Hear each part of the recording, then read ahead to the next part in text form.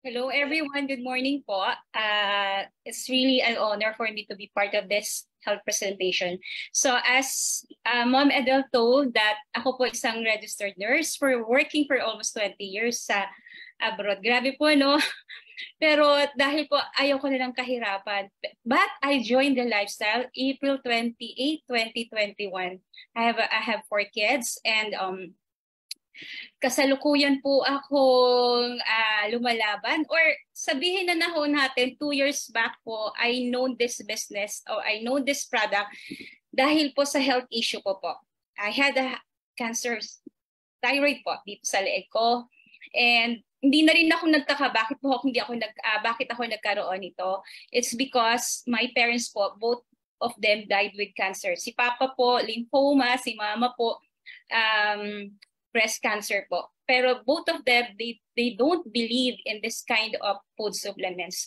So sabi ko, wala namang mawawala, doktor, sabi ko sa kanya. Ayoko po magpa-chemo nor radiation po. Sabi niya, o sige, hindi naman mukhang pera yung oncologist ko. So after a 1 year po, pumapayat pa rin ako, sabi niya, it's time to, sabi ko, Dok, ayoko talaga. So finally po, answered prayers po ito. Dumating po to sa buhay ko na wala akong kaalam-alam, although food supplement lovers po ako talaga. Pero thankful po ako talaga, ginamit po talaga ni God, si Madeline po para makilala ko ito.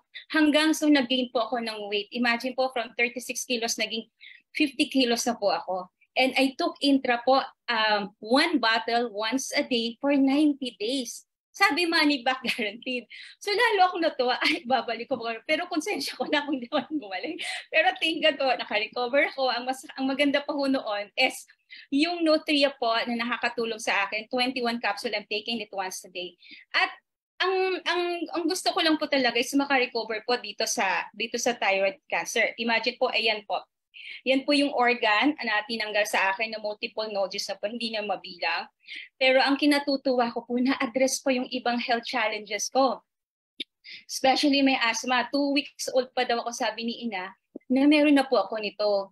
And imagine at the age of 53 na wala po yung asthma ko kasi that time I'm taking already the Intra. And then what else po? Yung aking pong atherosclerosis sa puso ko, sa aorta po, naka-recover din po ako. I did not receive any yung tinatawag na aspirin kasi po nakatulong po yung Cardiolite, which is an anticoagulant na po siya, natural way. Ano pa ho ang nakatulong sa akin? Yung cholecystitis ko po, may gallstone po ako, meron po ako kidney stone, na ilabas po yon through the Fiber Life. Imagine po, ganun kagaling po. Kung mag-i-spend po ako ilang series po ng radiations, 25,000 per session, kulang pa ho talaga. Kaya ako nag-grateful po sa product at saka the biggest why I became part of this business is because of my family. Actually po, naka-recover ako. Ang maganda pa hong testimony ko po, yung anak ko pong panganay. Ito po, si Kulot. Si Darlene po is registered pharmacy but she don't believe on this kind of supplements. Pero po, nakakatuwa.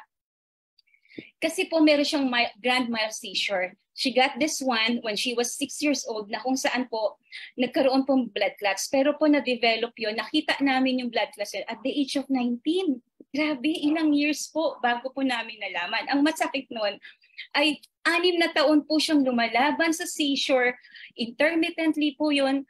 Minimum sa 1 month po, umaatake ng 10 beses. So meron po siya anti-epileptic drugs. Alam niyo po, May 3 po, kakagaling ko lang, kakasasali ko lang po, May 3, 2021 po, inatake siya. Sabi ko, anak, this is the last time makiusap ako. I-try mo lang Intra. Alam niyo po, until May 3 hanggang ngayon po, wala na siyang atake ng seizure. Yun po ang ikinatutuwa ko at kaya ganito po ako kadeterminado.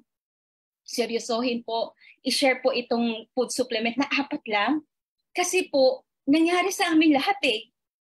Ang nakakatuwa po, mula po noon, sumali ako hanggang ngayon po, wala pong na-hospital. Na ang husband ko po ay na-COVID po, pinalaklak ko lang po siya ng Cardiolite and the rest of the food supplements po. Hindi po siya natubo. Kasi I know that Cardiolite will help po para maiwasan ng stroke. Kasi po, ang komplikasyon ng COVID is stroke. So ayan po sila, lumaki po sila, lumalaki na po sila dahil sa Intra and they are part of the business.